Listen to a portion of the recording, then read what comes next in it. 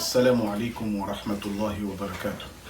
الحمد لله رب العالمين والصلاة والسلام على نبينا محمد وعلى آله وأصحابه أجمعين أما بعد. نسمع كتند الله سبحانه وتعالى بتندي تسنجي كيميانا ببوتو يا الله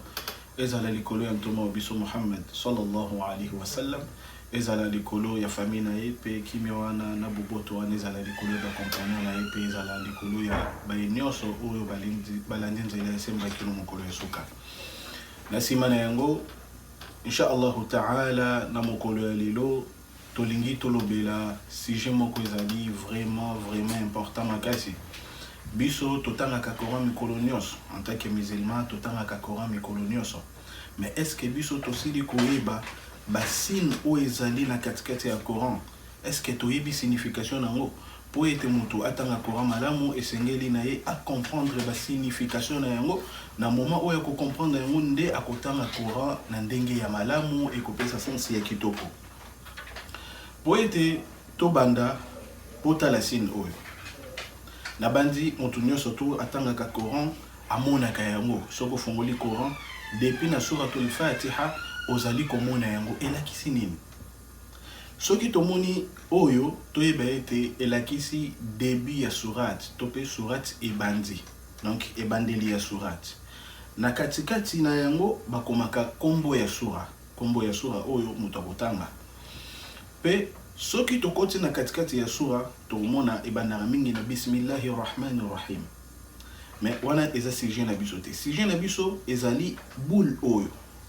ezali nini tomona yango soki verset sili tomoni yango soki landi tomoni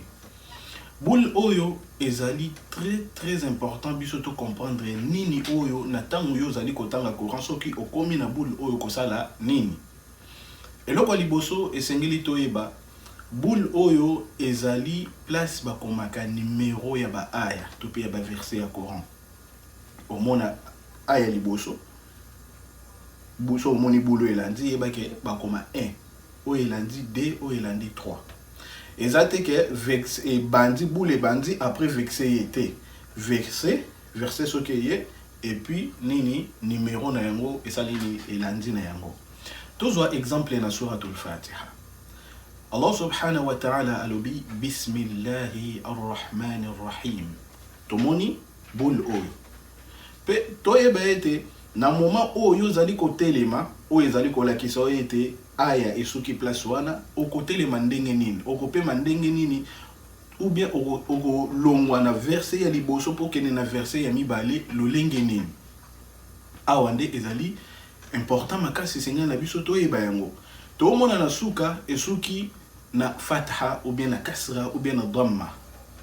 nini o esengela biso to sala na moma wana ou bien suki na fatahtain kasratain dhammatain nini o esengela biso to sala na moma o to komi na boule to pe au place to bi ba numéro ya ba aya tozwa deuxième verset o lobi alhamdulillahi rabbil alamin to moni fatha na moma nini to ko prononcer fatha oyo pe na moma nini to ko prononcer yango te o ezali motona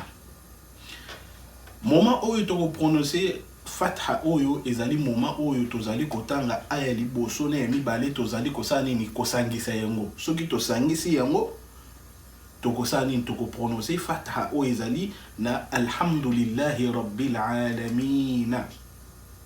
soki tokende na arrahmanir rahim pona ete totanga yango tokoloba alhamdulillahi rabbil alamin arrahmanir rahim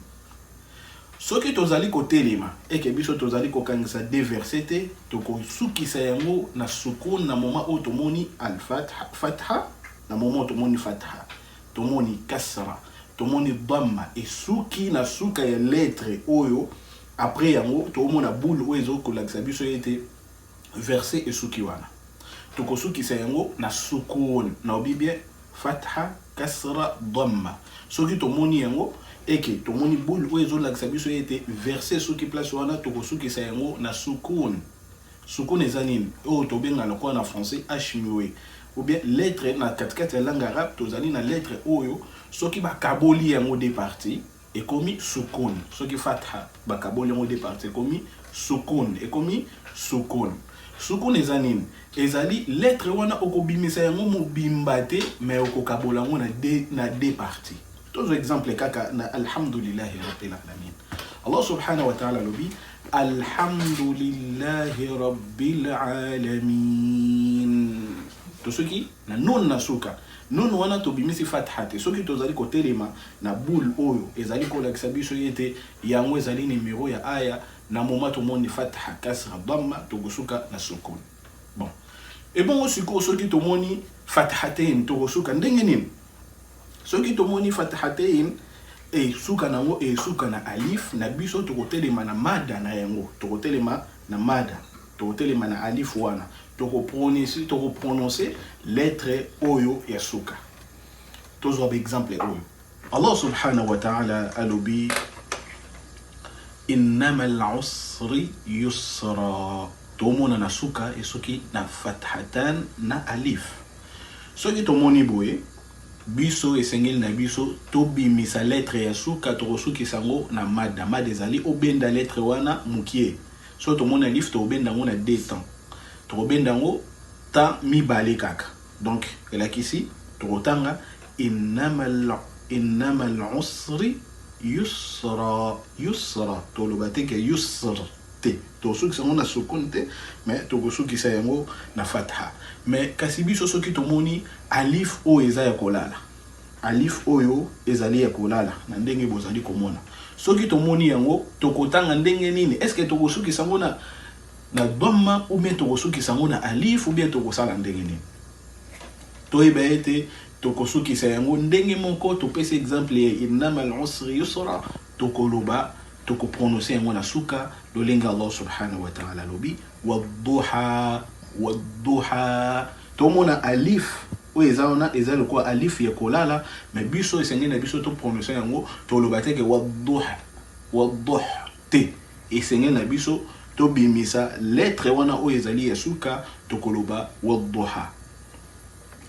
Kasi soki tomoni kasratain dhammatain tokosukisa yango na nini tokosukisa yango na sukun lolenge moko tokosukisa fatha kasra dhamma. Mais na biso soki tozali kokangisa des versets tokotanga lettre wana ya suka pe boule wana tokoprononcer yango te toloba teke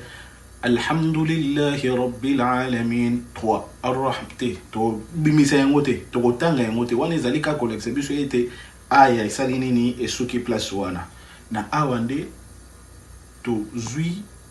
let to pe signe liboso oyo ezali koleksa biso oyo to mona kango a tout moment na katikati ya Coran esengeli na biso to yeba yango po ete to pratiquer yango na bakira na biso totanga Coran lolenge ekiti epa ya toma biso Muhammad sallallahu alaihi wasallam. Allah asala ete o tozui ezala bénéfique pour nabiso wa sallallahu ala nabiyina Muhammad wa ala alihi wa ashabihi ajma'in. Wassalamu alaikum wa rahmatullahi wa barakatuh.